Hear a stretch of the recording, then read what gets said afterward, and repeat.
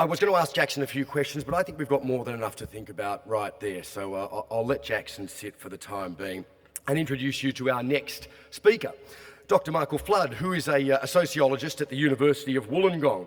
Now, his research focuses on men and gender and the primary prevention of men's violence against women. As a researcher, he's published a wide variety of papers on men's violence against women, men's roles in prevention, and a lot of other topics.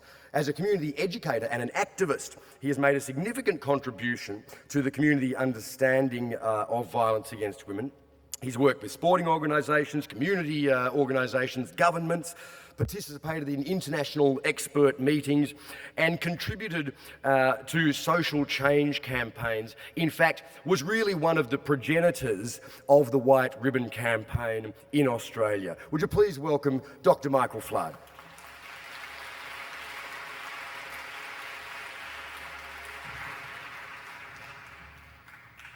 Thank you. Jackson and I were debating whether or not to use the podium, and he's been bold, he's stepped out, but I'm going to be shy, I think, because that's really who I am. I'm quite a shy person.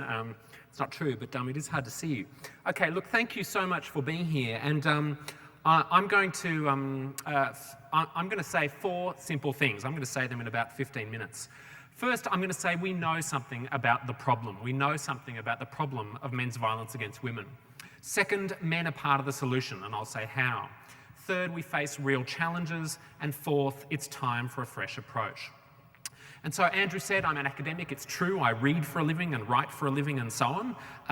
And from that, and from the work that, that comes before, we know a fair amount about men's violence against women. We know that those 4 words, in fact, refer to a wide range of forms of violence and abuse and coercion perpetrated by men against women. And we know now that there are a whole range of behaviours which women find threatening, violent or harassing. And we have language. We have language now for naming forms of behaviour which had been invisible or legal or normal and acceptable and so on. And we have much more work to do. And so many people in Australia, the term domestic violence, they think of the kind of classic stereotype of a man hitting a woman in the face, the kind of, the TV ad with a woman with a black eye. And sure, that is part of domestic violence sometimes. But what defines domestic violence really is a pattern of control and coercion. It's, a man putting his wife or girlfriend down, controlling her movements, pressuring her into sex, threatening her or the people she cares about. So in fact, he may not be hitting her at all. She may not be bruised. He may not be obviously breaking any law. But it's domestic violence because it's one person using a whole range of controlling and coercive strategies against his partner. We also know something about the causes of this violence. We know this violence is shaped above all by gender inequalities, by the patterns of inequality between men and women. And so whether you look at, dating relationships among 16-year-olds or families or communities or in fact entire nations, we know that it's unequal gender roles, it's patterns of male advantage and female disadvantage that give us that great risk of violence against women. It's where there are those inequalities that we find highest rates of men's violence against women. There's some good news. People have responded to this. There's been real progress in reducing and preventing men's violence against women. And as Jackson and I and many others acknowledge, it's really the women's movements who've done this, and we owe a debt to the women's movements and feminism for that work. It's also been taken up by communities, governments, and so on. So laws have changed. There are services for victims and survivors, although nowhere near enough. And people's attitudes in Australia are slowly getting better. So that's the kind of lie of the land, if you like. My second point is that men are now part of the solution. In this field, in the field of violence prevention, there's a growing emphasis on involving men. And it comes out of 2 things. First, it comes out of a recognition that men are part of the problem, that the problem of violence against women is a problem of men, a problem of the attitudes and behaviours of some men, a minority of men. On the other hand, it represents a hope for men, a fundamental hope for men. And in fact, feminism is built on a fundamental hope for men, a fundamental belief that women and men can share in a non-violent, gender-equal world. Tonight's event is part of what's a growing conversation in Australia and around the world about what it means to be a man. And as part of that conversation, I want to show you a short video about real men. And in fact, in a sense, this video is actually about two kinds of real men. Please can you cue the video, I Am a Real Man.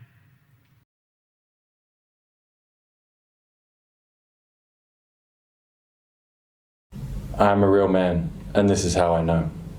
My wife, my mother, and my daughter are not worthy of respect, like men who get what they want by force. Females are just objects to use, and I will never accept that it is possible to have a fulfilling relationship with women. Rather, I know my worth as a man is measured by my sexual conquests. I do not believe women have rights. They certainly don't in my household, because men should control them. And it is foolish to think that women are equal. Because I'm a real man, I know expressing emotion is a weakness. And I reject the belief that sensitive men have great strength and resilience.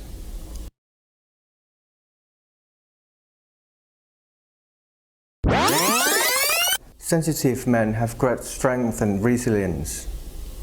And I reject the belief that expressing emotion is a weakness. Women are equal, and it is foolish to think that men should control them. They certainly don't in my household, because women have rights. I do not believe my worth as a man is measured by my sexual conquests. Rather, I know it is possible to have fulfilling relationships with women. And I will never accept that females are just objects to use. Men who get what they want by force are not worthy of respect, like my wife, my mother, and my daughter. And this is how I know I am a real man.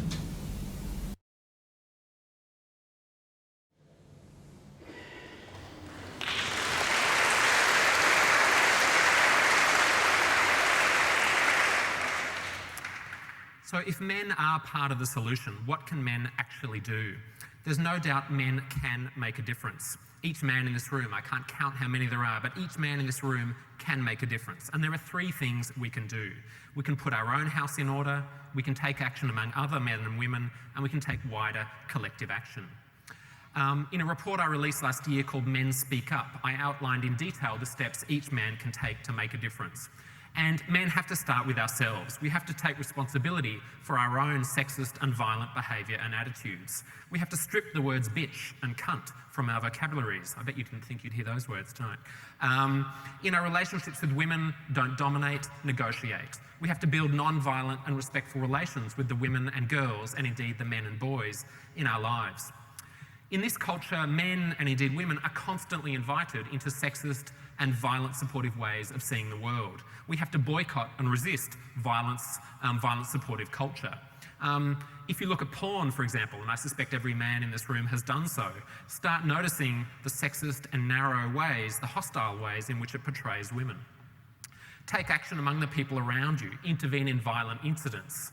Challenge the attitudes and behaviours among the men around you which feed into violence. If a bloke says, she asked for it, say, that's crap, how would you feel if that was your sister, and so on.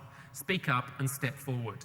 Be a good role model and act in your everyday life to shift the sexist attitudes and practices and inequalities which contribute to men's violence against women. In short, build a life for yourself. Build a life for yourself and those around you which is non-violent, which is respectful and gender equal. We've heard some inspiring quotes tonight, and I can offer another. A black feminist writer, again from the US, Audre Lorde, she puts it this way: we must be the change we wish to see in the world. Now, I'm conscious that I'm speaking to a room largely of women, I believe.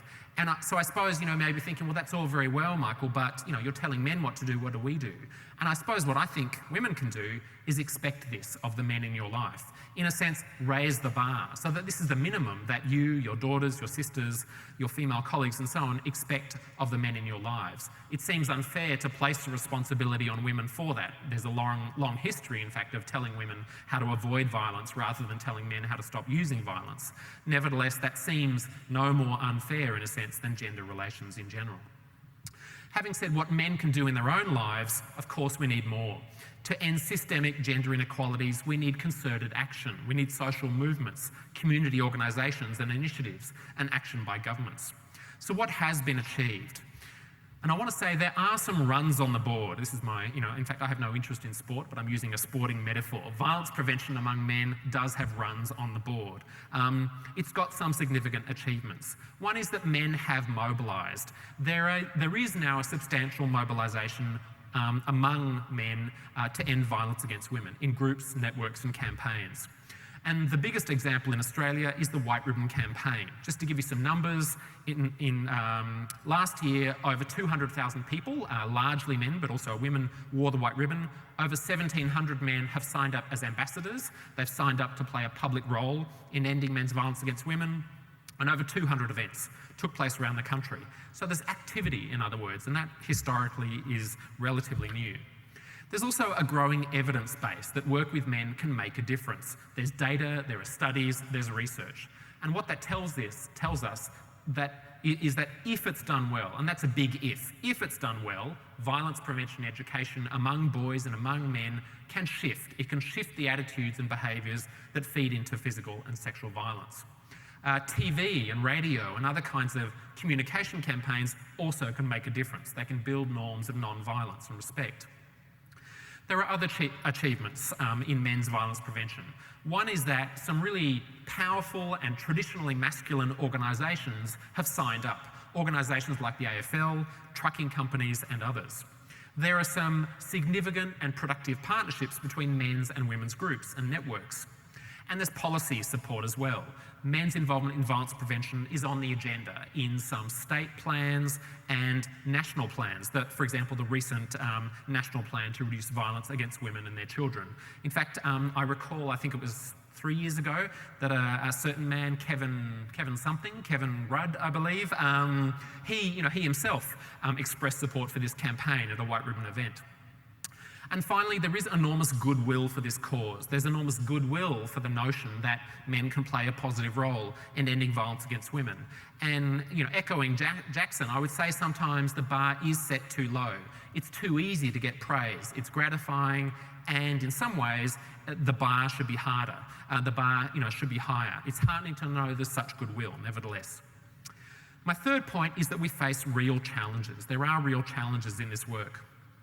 One, of course, is that men's violence against women is grounded in entrenched gender inequalities. It's based in systematic patterns of inequality between men and women, and in powerful social and cultural norms. Changing those is hard. Violence against women isn't a problem of a tiny minority of mad, bad men. It's a problem of normal men, of men like me, and of other ordinary men. And the ways in which normal, ordinary men have been taught to behave, the way we've been taught to treat women and so on. There are other ways in which men's violence prevention is limited. Few men are involved. The numbers of men in Australia who are actively involved, week by week, in advocating for the prevention of violence against women is small. Existing efforts are sometimes scattered and small. Face-to-face programs, face-to-face education programs among boys and young men are only just beginning or underdeveloped, and typically they've not been evaluated. And again, both of these are changing. Now, I've long been a cheerleader for men's involvement in violence prevention. I've spoken very positively, even naively and romantically, some have said, for the need to involve men in this work. But we also have to recognise the ways in which sometimes men's involvement is tokenistic. They wear the white ribbon and that's all they do. One day a year they don a ribbon and that's the extent of their involvement, their work. And that's not good enough. We have, as I've said, to raise the bar for what it means to support this work. And I've also been troubled to see that sometimes the focus on men has been diluted. Some campaigns began in terms of a focus on men's roles, men's responsibilities in ending men's violence against women, but have become more generic violence prevention campaigns, diluting that focus.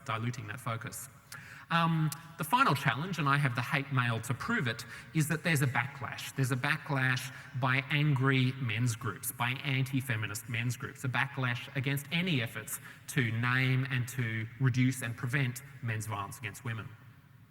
My fourth and final point is it's time for a fresh approach.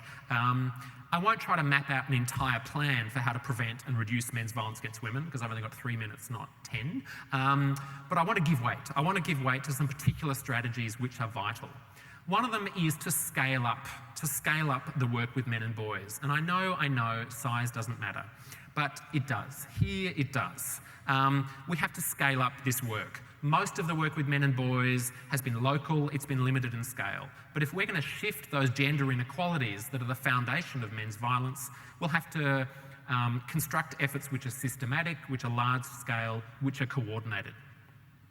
Second, we have to focus on ending gender inequalities. It's tempting to focus only on providing services for survivors and responding to perpetrators. Those things are absolutely important, but they're just band-aids if that's all we do, if we don't also shift the social and the structural inequalities which feed into violence, the social and structural inequalities that make victims and make perpetrators in the first place. We have to build a world of gender justice. And we owe a debt here. We owe a debt here to feminist activism that placed this issue on the agenda, and it's feminist research, in fact. It's feminist scholarship that provides the most credible and the most comprehensive account of these and other forms of violence. So what does that actually mean?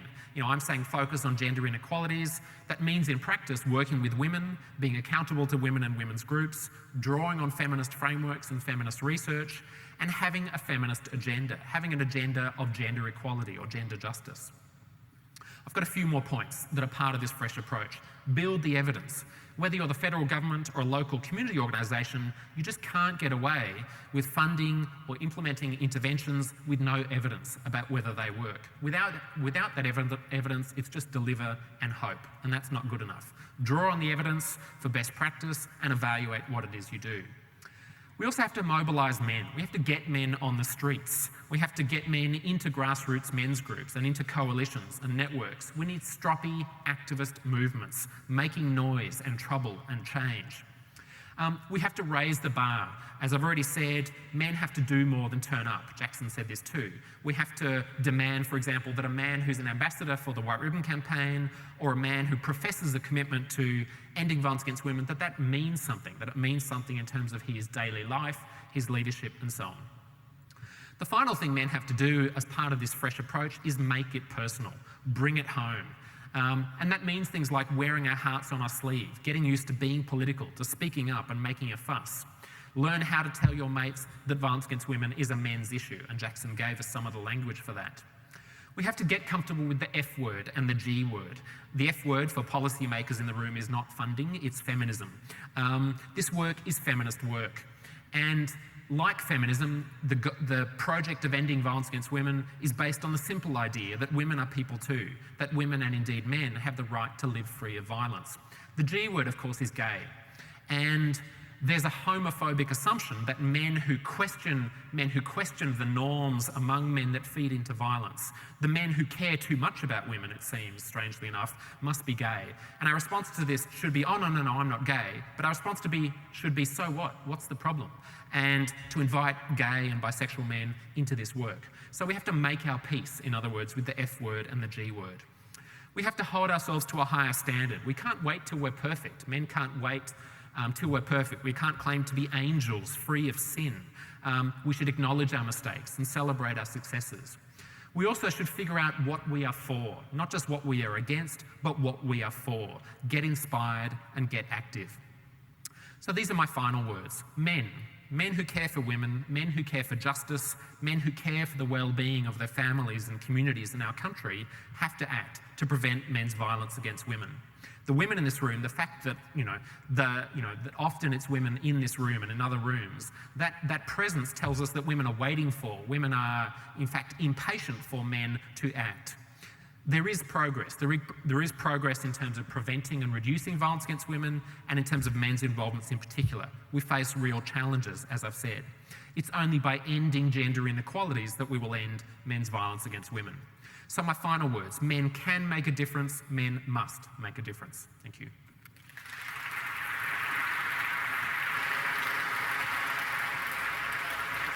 Yeah. Michael, while I've got you, I want to ask you a question. Because I'm one of these men who does challenge his friends when his friends make demeaning comments about women, only to be met with that charming colloquialism, what's up your ass, most of the time. Again, feeding into the assumption that you've got to be homosexual to care about women. Or I've had friends who, actively approach me to ask me about the White Ribbon Campaign. And I start telling them about it and what it means to me and what it should mean to all men. And you know, despite all the goodwill, you see them just slowly glaze over. You know, they want to listen, but they can't. It's just all too much for them, you know? And I'm sure everyone who's involved has experienced this. Do you think part of the problem is that men are just not terribly comfortable talking to men about anything that matters?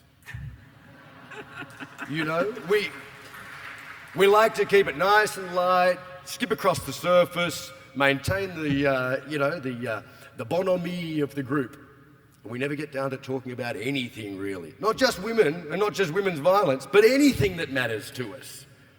Okay, I can answer that. Oh, that's right, I'm still plugged in. I don't need to go there.